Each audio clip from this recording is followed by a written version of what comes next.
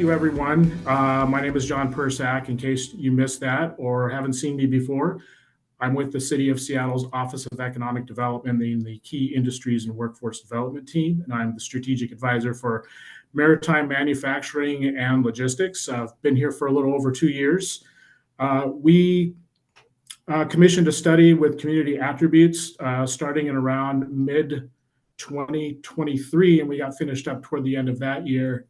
And sort of the basis of that is we wanted to really dial in what's going on in the city and in the county in particular, because a lot of the studies that we see out there are good, but often are high level on the state or regional level, or on the local level deal with a very specific topic like land use and or transportation or workforce. So we wanted to kind of generally capture a snapshot of the entire industry and also get an idea of what the major issues out there are. And I don't think anyone on this call will be particularly surprised about what you will see, but this is mostly to communicate that we hear what you are saying as far as OED is concerned, and that we want to help make sure that some of these issues get addressed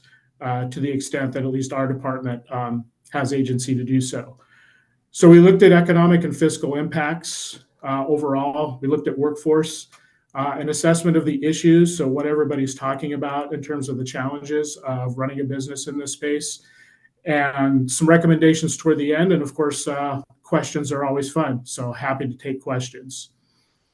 And the reason we did this, again, we wanted to highlight very specific data with respect to Seattle and King County so that we can come to the table in various places to say, not just anecdotally, but we have the data to back it up, that Seattle and King County is in fact a major driver in our state and certainly locally.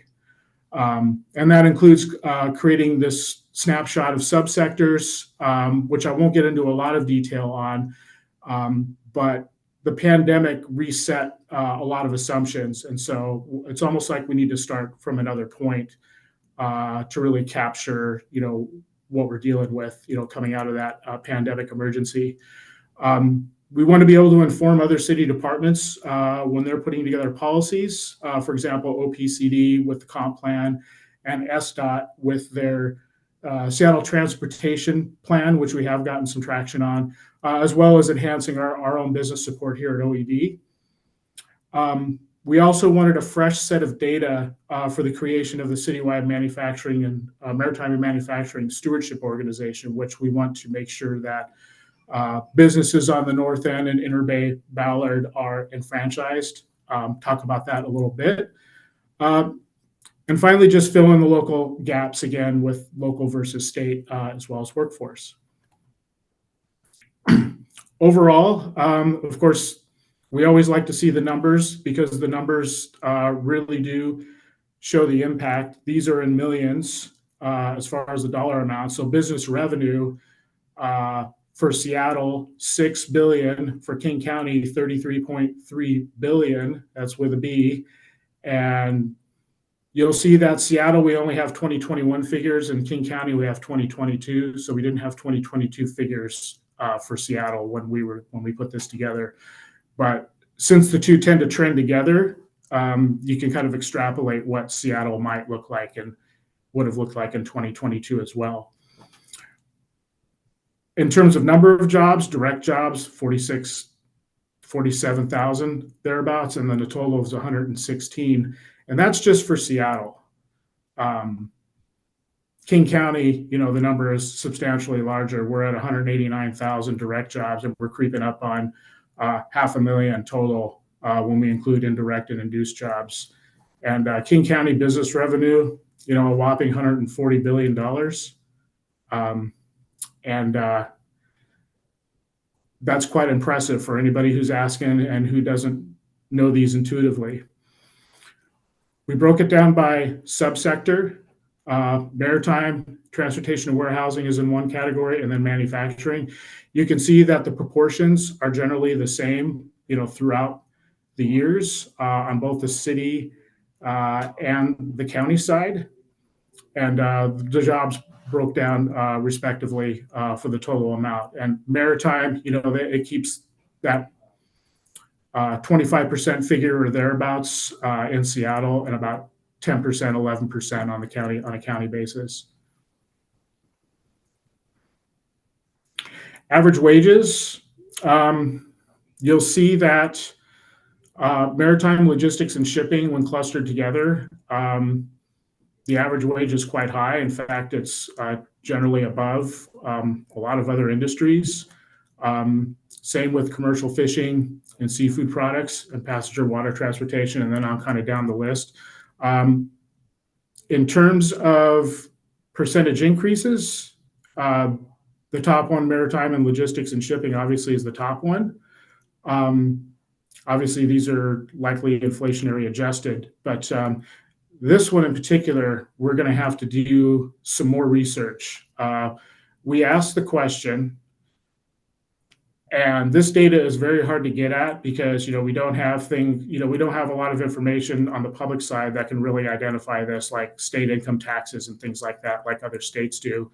And I'm sure there's varying opinions on that, but at the end of the day, it's a little bit harder to get data unless private employers volunteer it. And so we want to dig into these numbers a little bit more. We want to know what the proportions are with the larger businesses versus the smaller businesses. And most importantly, on that bottom piece, we see that, there are programs that are focused on workforce diversity, and we want to explore out what partnerships we can develop on that as well.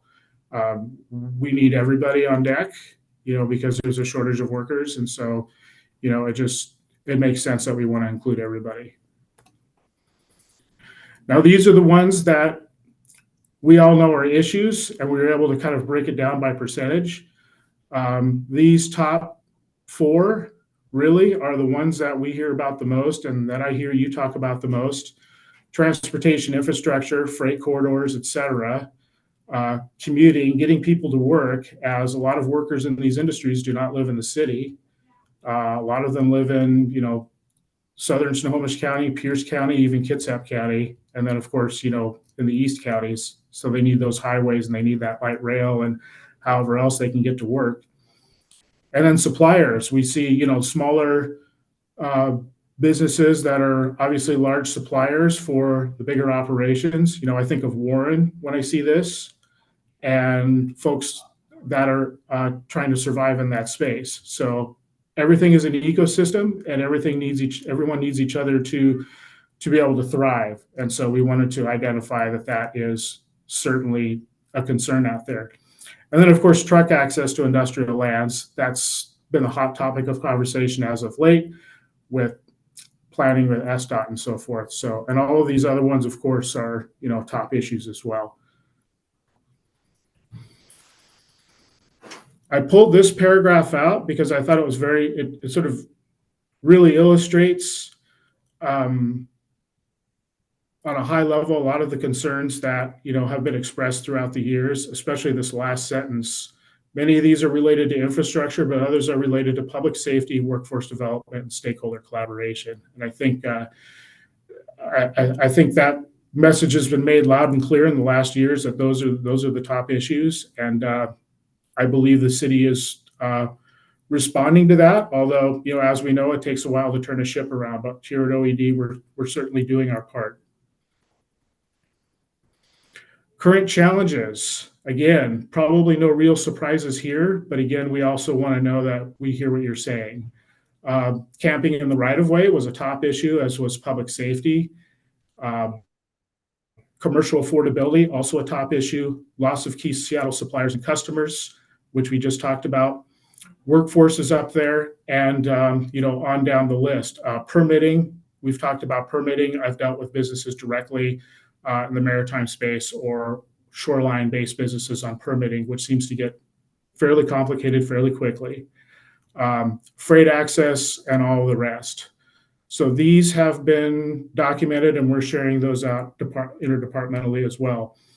That sentence on the bottom, I think, really drives the point home to anybody who sees that. And though it's buried in the report, I wanted to kind of pull that out. And when you have 59 of folks saying that they're concerned about their business surviving in Seattle, to me, that's when you really have to say, we got to do something differently.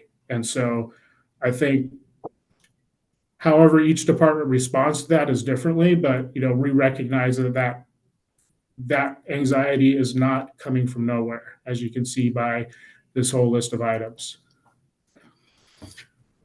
On the positive note, what support or assistance would you most value? Small business support, permitting, and policy focus on freight were sort of lumped in as the top three, and then the smaller issues of concern, but not in the top three, and there's a little bit of a gap that sort of set aside those top three quite a bit. But those are the things I certainly hear about quite a bit in my day-to-day.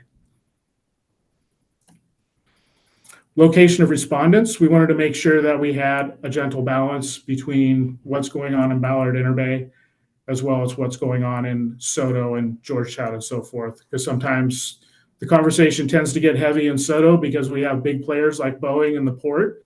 But we also want to recognize that there's small and medium-sized businesses too that are operating on our ship canal and are the adjacent lands to that. So wanted to let folks know that we did try to make an equitable geographical grab when it came to data. So the recommendations: improved collaboration. We talk about it all the time, so no big surprise there. And it's an educational process because sometimes people need to learn where to collaborate because they might not necessarily know. So giving folks the benefit of the doubt when we can, and also just emphasizing in places where that isn't the case. Addressing issues with project approval processes. Again, it's permitting can be a challenge, and sometimes we'll get a call to sort of navigate folks through that, on either side of it. Freight access, always a key issue, so we want to address that. I believe that the Seattle Transportation Plan will be made public this week, and we'll be able to see exactly what improvements were made in that conversation. Capacity for public safety response, of course, public safety, more security, especially around facilities and employee safety, is a top issue. Not one that OED is directly responsible for, but we now know that everyone needs to be at least a part of that conversation as we get input from businesses and other folks. Workforce support, again, there's a lot of people playing in this sandbox, and there's a lot of work that needs to be done with respect to reaching people to get direct employment in the industries.